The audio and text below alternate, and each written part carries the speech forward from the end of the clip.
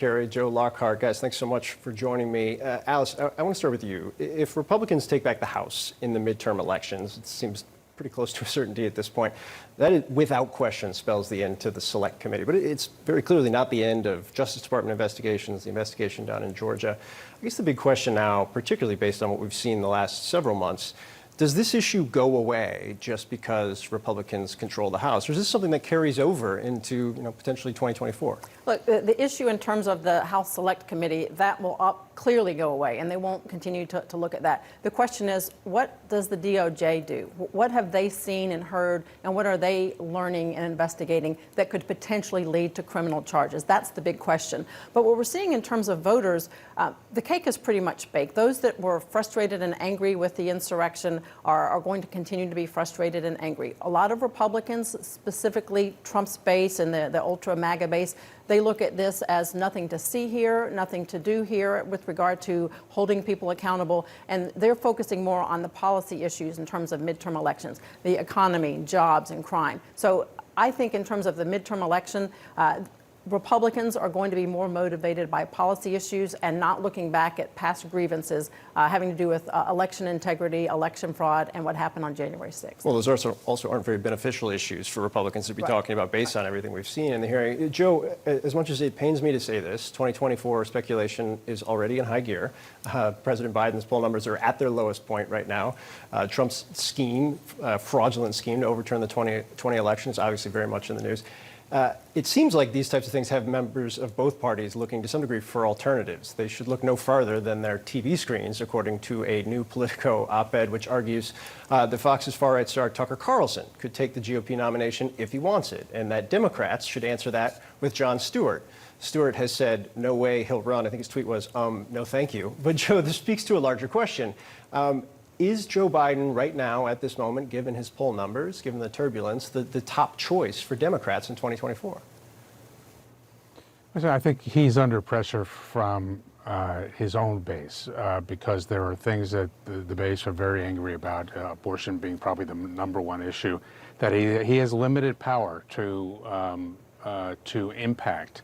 I think when it comes down to whether it's Joe Biden or Donald Trump in 2024, or Joe Biden versus Ron DeSantis in 2024, these issues are going to be much more important, and people will be looking past any one issue and looking at the manner of the men and women that are running in the race. I would also say that there's a long history of people from entertainment being in politics. A couple of months ago, everyone raved about President Zelensky's skills in bringing the message of Ukraine to the world, and he's a former comedian. So politics, and American politics is no exception, have seen entertainers be very effective politicians. I don't know if I can just follow up on that. I think there's a lot of GOP fundraisers and donors that would love nothing more than to have Tucker Carlson run for president in 2024 as a Republican. But because he is able to connect, he certainly has the top-rated talk show. But look, Tucker Carlson's pretty fed up with the Republican Party. He doesn't feel as though the party represents Republican voters. He clearly does, because people tune in, they listen to him, he connects with them. But I don't see him doing so. He has indicated in an interview that he doesn't strive for the power or to control people, rather to inform and educate them. So Tucker Carlson for 2024 is a good talking point. I don't see him ever doing that, certainly as a Republican. Yeah, he denied it last week. Yep. I feel like we have bursts of these every single cycle. Joe, I want to ask you about what I think was one of the most interesting developments of the last 48 hours, and that's related to the White House strategy when it comes to criticism for the left. They've obviously been under searing criticism, extensive pressure in the wake of the Supreme Court decision and based on their reaction. But in a Washington Post story, the White House communications director put out this statement saying Joe Biden's goal in responding to Dobbs is not to satisfy some activists who have been consistently out of step with the mainstream of the Democratic Party. It's to deliver help to women who are in danger and assemble a broad-based coalition to defend a woman's right to choose now, just as he assembled such a coalition to win during the 2020 campaign.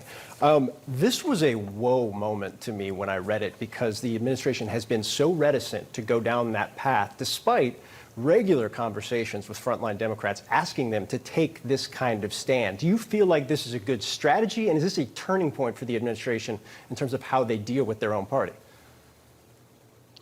Well, I think this is a turning point for Democrats, and it is the big wild card in American politics right now, which is just what does overturning Roe v. Wade mean as far as Election Day? It is a wild card in 2022. You said earlier that it's almost a fait accompli that Republicans will take Congress. I don't think we know that, because I don't think we've had this sort of seismic political change in this country since maybe the 1960s and 1970s. So it is something that the president and Democrats have to be united in putting this front and center.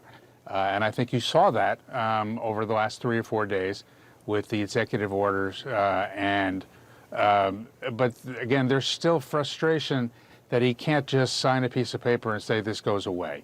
And until he, or you can't pack the Supreme Court. And so there'll be frustration for a while.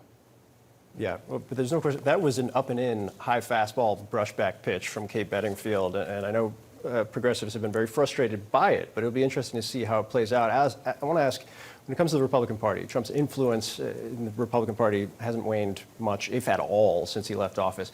But Adam Kinzinger said something that kind of caught my ear, in the sense that that will eventually change. Take a listen.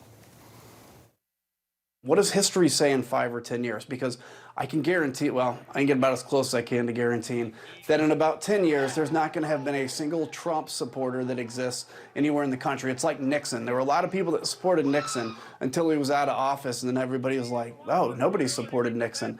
I figure that that's going to happen.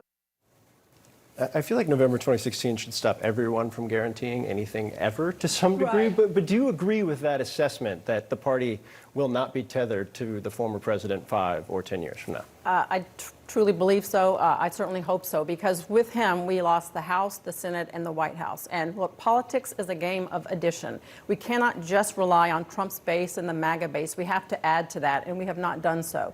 And it's also a game of numbers. And right now, we're seeing numbers, financial numbers, people like Ron DeSantis raising millions of dollars, because he provides an alternative to Trump, the conservative values without the chaos. And Republicans realize we need to have someone that represents the policies without the personality conflicts that Trump brought to the table, and they're looking at options. There are people out there that can bring the policies that we had under the Trump administration without all the chaos, and they realize we can't just win the primary, we have to win the general, and doing so by finding someone that's a lot less toxic. Yeah, and there's a lot of people looking at it. It's worth noting, it's early. Right. I know it is early. So much is going to happen over the course of the next 2 years.